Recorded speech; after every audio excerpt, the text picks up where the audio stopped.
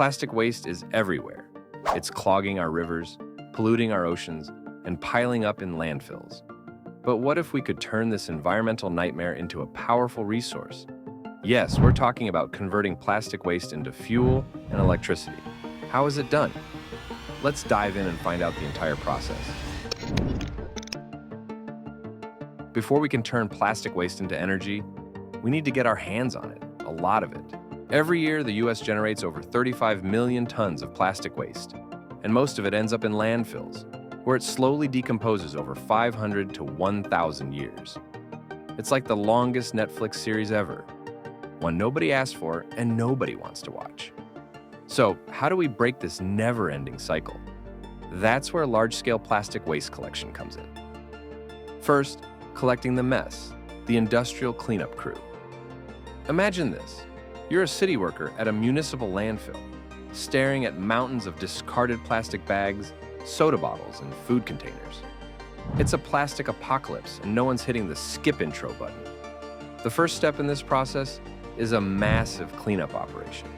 Municipal waste teams and private recycling companies sweep through streets, homes, and industrial areas to collect as much plastic as possible. And it's not just the clean stuff from our recycling bins. They're digging deep into the muck of landfills, pulling out plastics that were buried years ago. It's like mining for oil, but instead of black gold, you get a muddy plastic bag from 2008 with an expired Blockbuster coupon inside. Ah, nostalgia. Second, sorting the plastics, the ultimate trash Tetris.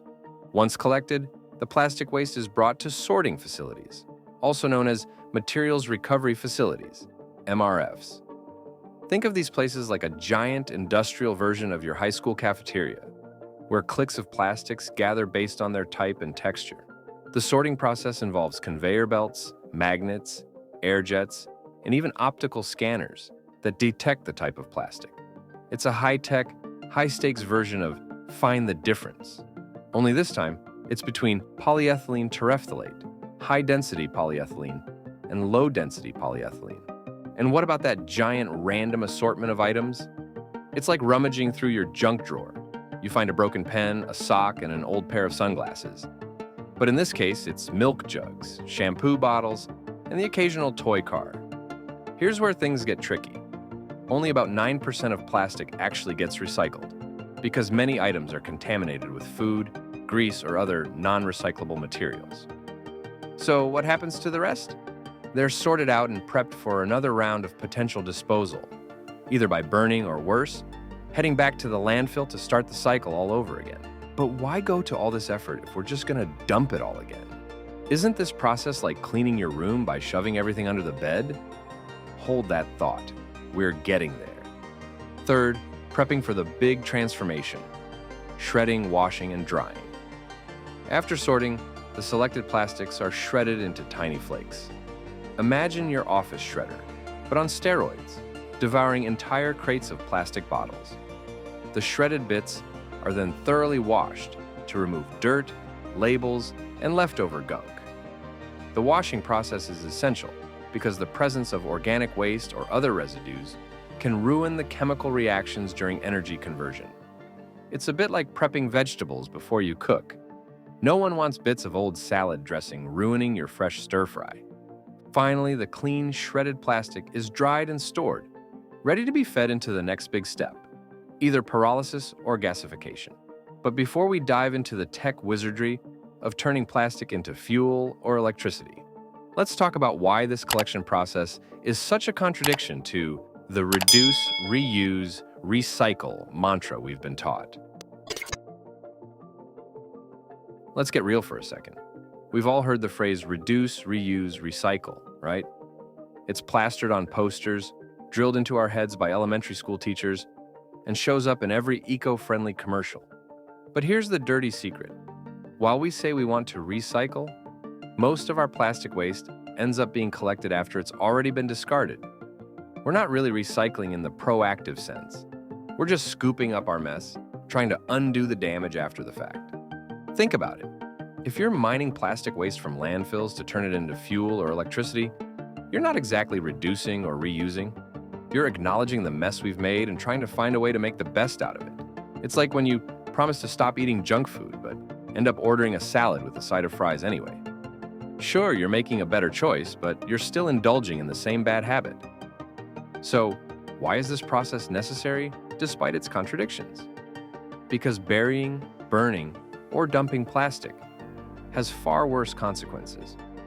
And if we have a chance to transform this waste into something valuable, it's an opportunity we can't afford to ignore. But how does this transformation actually work? What magic turns plastic into usable energy? What is pyrolysis? Pyrolysis is like cooking plastic in a giant high-tech pressure cooker. The key here? We heat up the plastic without oxygen. Why no oxygen, you ask? Because oxygen would make the plastic burn. And we don't want that. We want to melt it down, break it apart into its most basic chemical components, and turn it into something useful, like liquid fuel. It's kind of like turning garbage into gold, except the gold is gasoline, and the garbage is all those single-use plastics we keep pretending are recyclable. So, let's break this down step by step. First, the shredding, making plastic confetti. The process starts with shredding the collected plastic into tiny pieces. Imagine taking all your plastic waste, bottles, bags, packaging, and tossing it into an industrial shredder that dices it up like a giant food processor on steroids. Think of it like chopping up garlic before sautéing. It's all about getting the most flavor, or in this case, fuel, out of the material. But what happens when we throw all this shredded plastic into a heated reactor? It's about to get steamy, literally. Second, the reactor, the plastic meltdown. Next, the shredded plastic is fed into a pyrolysis reactor, a giant steel drum that's heated up to between 500 to 800 degrees Fahrenheit. It's like a sauna, but instead of relaxing, the plastic undergoes a complete meltdown. Because there's no oxygen inside the reactor, the plastic doesn't catch fire. Instead, it vaporizes and decomposes into a mix of gases and oils. Now, we've got a bunch of vaporized plastic, but how do we turn it into something you could put in your gas tank? Third, condensation, turning vapors into liquid fuel. After the plastic vaporizes, the gases are channeled through a cooling system, where they condense into a liquid. This is our crude pyrolysis oil. Fun fact, this liquid is rich in hydrocarbons, basically the same stuff you find in crude oil. So technically, we've just turned your discarded takeout container into something resembling fossil fuel. But crude pyrolysis oil isn't ready to hit the gas station just yet. What's the final step in transforming this liquid into usable fuel? Fourth, refining, the fuel makeover. The crude oil undergoes refining, where it's processed into familiar fuels like gasoline, diesel, and even jet fuel. This refining process is similar to what happens in traditional oil refineries. Once refined, this fuel can be used in various engines and machines. The crazy part? It's virtually indistinguishable from regular fossil fuel. Your car doesn't know it's running on the melted remains of a plastic bottle instead of traditional gasoline. Talk about poetic justice. So if pyrolysis is a good but not perfect solution, what about turning plastic waste into electricity? Could this method offer a cleaner, more sustainable alternative?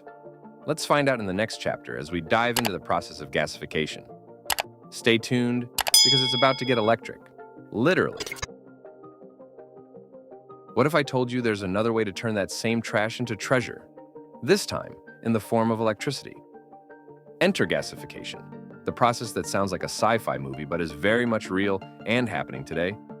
And no, it doesn't involve turning waste into ghosts or anything supernatural. Simply put, it's all about harnessing the power of chemistry to keep your lights on. So how does it work, and can it really help solve our plastic problem? First, pre-processing the waste, the plastic purge. Before the magic of gasification can begin, the plastic waste needs to be prepped. It's a meticulous process because impurities can mess up the chemical reactions later on. You wouldn't want to pour soda into your gas tank, right? Same idea here. But once we've got our plastic nice and shredded, what's next? Second, the gasification chamber, the ultimate furnace. Next, the shredded plastic is fed into a gasification chamber. which is essentially a high-tech furnace that operates at scorching temperatures, up to 2,000 degrees Fahrenheit. And here's the kicker. Unlike pyrolysis, which operates without any oxygen, gasification introduces a controlled amount of oxygen or steam. This is where the magic happens. The heat and a little bit of oxygen convert the solid plastic waste into what's called syngas, short for synthetic gas. This gas is made up of hydrogen, carbon monoxide, and a bit of methane, all of which are highly flammable. But what do we do with all this syngas? Are we just going to let it float away? Nope. We've got big plans for this stuff. Plans that could keep your fridge running and your Netflix streaming. Third, purifying the syngas, the detox session. Syngas straight out of the gasification chamber, the syngas is sent through a purification process, where filters and scrubbers remove these unwanted elements. We're essentially giving it a detox before it heads off to power our electrical grid. Fourth, power generation, the big payoff. The purified syngas is then burned in a gas turbine or an internal combustion engine to generate electricity. The burning of syngas spins the turbine, which is connected to a generator, and voila, we have electricity. This electricity can be fed directly into the power grid, lighting up homes, charging your gadgets, and maybe even powering the very device you're watching this video on right now. Fun fact, a single gasification plant can generate enough electricity to power thousands of homes. It's like if your local landfill had a secret superpower, it's not just a dump. It's an energy source in disguise. So, is gasification the answer to our plastic woes? It's a step forward, but there are hurdles to clear. The question is, can it become sustainable enough to be a long-term solution? So, can we really turn plastic waste into something valuable like fuel or electricity? Yes, we can. Pyrolysis converts plastic into usable fuels, while gasification transforms waste into electricity. Both processes offer a powerful way to tackle our plastic problem, turning trash into something useful instead of letting it choke our oceans and fill our landfills. But here's the thing. Neither process is perfect or globally adopted yet. High costs, infrastructure needs, and technical challenges mean we're still in the early stages. However, the potential is undeniable. We're on the brink of a waste revolution, where our throwaway culture could ironically fuel the future. And if that doesn't seem promising enough, there are even more creative solutions on the rise, like turning plastic into durable asphalt or recycling it into fabric for your next favorite hoodie. The possibilities are expanding, but we need to invest and innovate to see it scaled up globally. So, what do you think? Well, for one,